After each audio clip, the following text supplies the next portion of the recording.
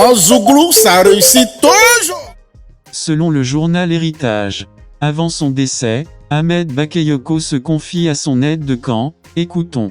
Commandant, viens ici et assois-toi à mes côtés. Tiens, je te confie mes enfants et ma famille. Je n'ai pas eu de remède à mon mal. J'ai voulu parler au président Alassane Ouattara au téléphone, mais impossible.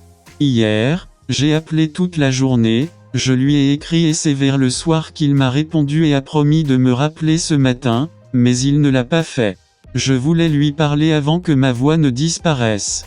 Commandant, dites à mes enfants d'éviter la politique, de s'éloigner de la politique et de fuir la politique. La politique n'est pas mauvaise en soi, mais telle qu'elle est pratiquée en Côte d'Ivoire, elle est cynique.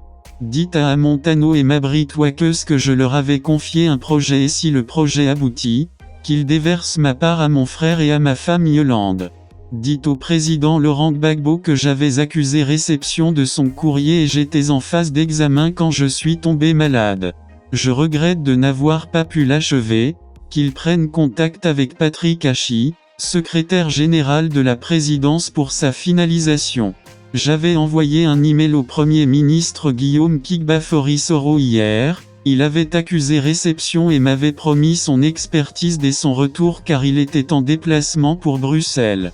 Dites à Soro Guillaume que je compte sur lui et qu'il doit désormais travailler avec mon épouse pour la finalisation de ce document de 16 pages que je lui ai transmis par mail. Commandant, une fois à Abidjan, payez tous vos hommes qui assuraient ma protection car je leur avais promis de payer le mois d'avril prochain à partir du 20 mars pour leur permettre de débuter le mois de Ramadan dans les meilleures conditions. Dites-leur merci pour ma part, pour l'ultime sacrifice qu'ils ont consenti dans ma protection et qu'ils veuillent me pardonner si un jour, par nervosité, j'ai eu à crier sur un seul d'entre eux.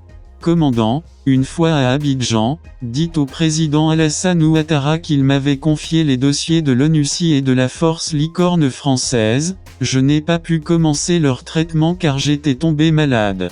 Mais par respect pour sa personne, je n'ai pas voulu non plus les confier à ma secrétaire car le contenu était confidentiel et secret.